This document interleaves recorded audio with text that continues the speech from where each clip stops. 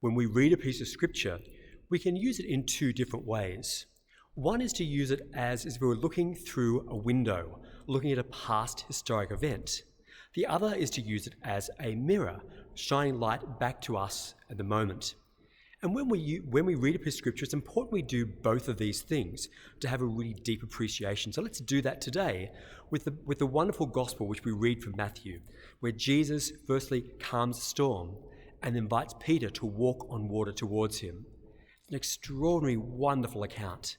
So we start off by looking through that scripture text as a window into a past event that happened 2,000 years ago on a stormy sea. And so we look through and say, what happened? What did Jesus do? How did his disciples respond?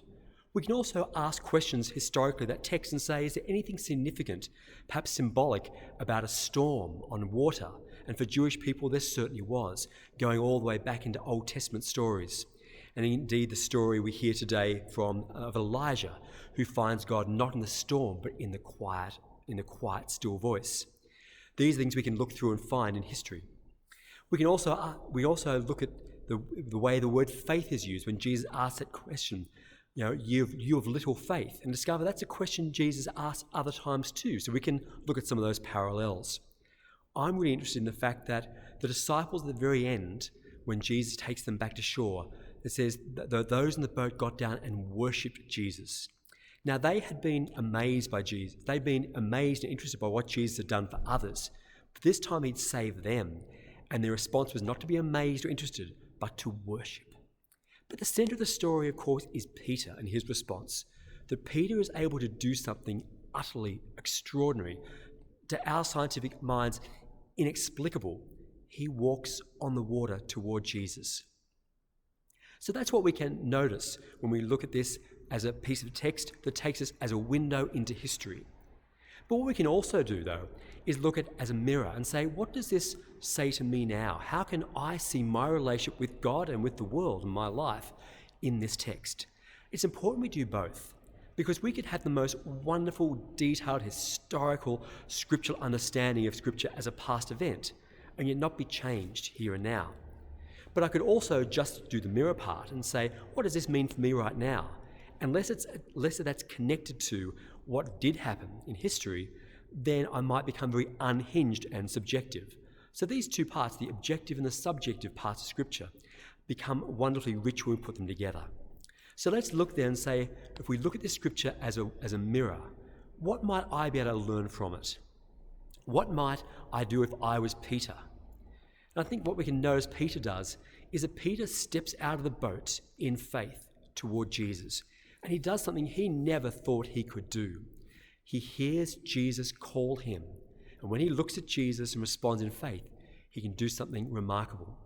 So we might think of the times in our lives when we've heard Jesus call and how we've responded. So think about what calls you've experienced in your life.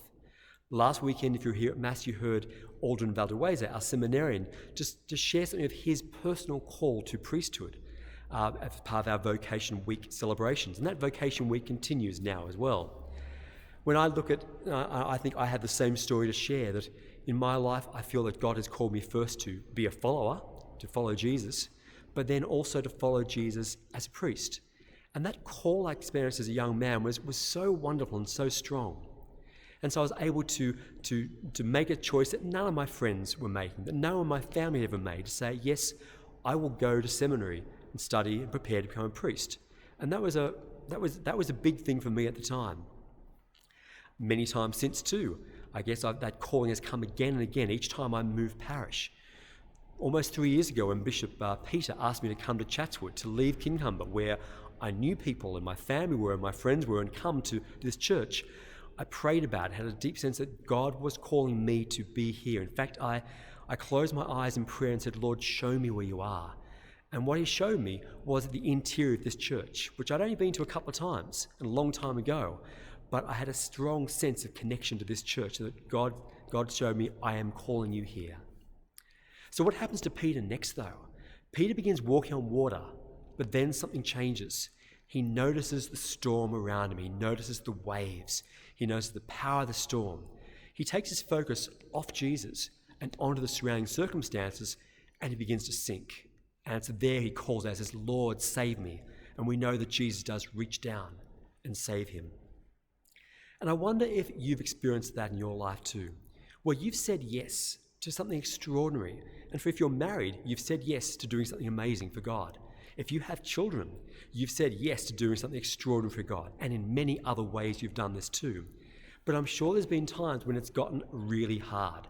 And maybe that's right now. We know that COVID and the isolation is making things hard for a lot of people in a lot of ways.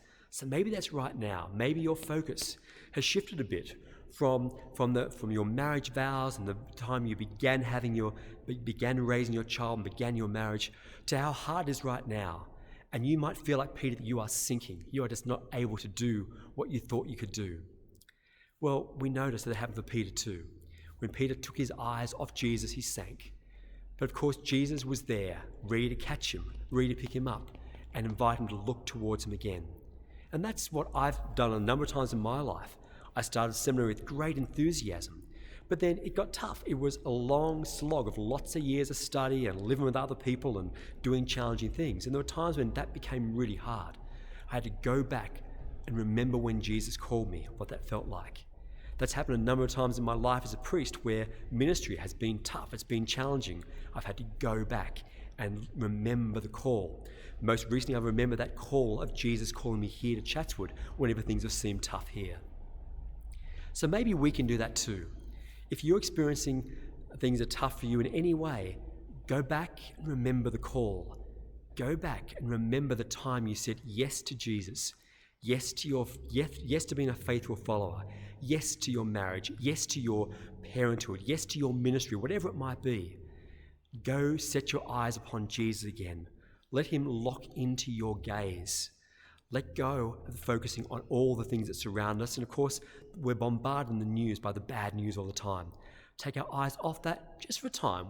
Don't be naive. We need to know what's going on. But take our focus back to Jesus. Remember, go back and feel afresh his love for you and his invitation to you. And we mightn't walk literally on water, but through Jesus, we'll be able to do remarkable things, more than we might ever thought we could do.